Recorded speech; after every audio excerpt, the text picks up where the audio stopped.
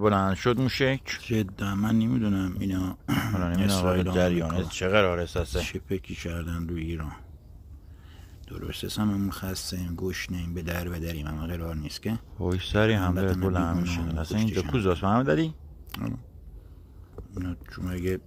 تخم خواهیشو دارین هنرشو دارین خب بیاین برین تو روز روشنو یا هسته هوای خبه کنه یه تیبه زنده شما حالا نمیدونم متاسف گفتم وقتم خدا به داد آمده نمیداریم خدا با خونه با آدامون زنه بشون جریان چیه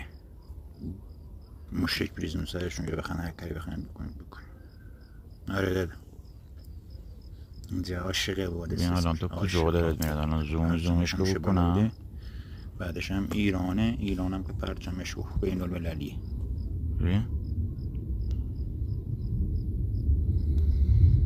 من رزم و آزماییه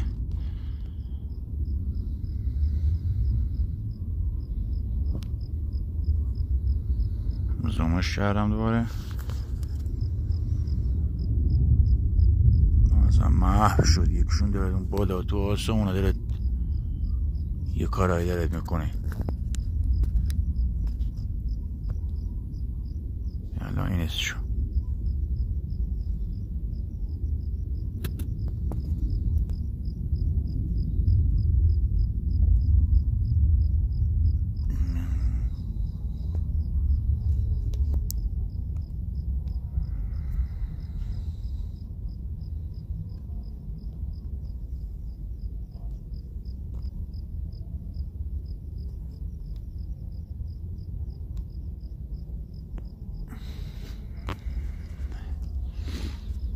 الله احد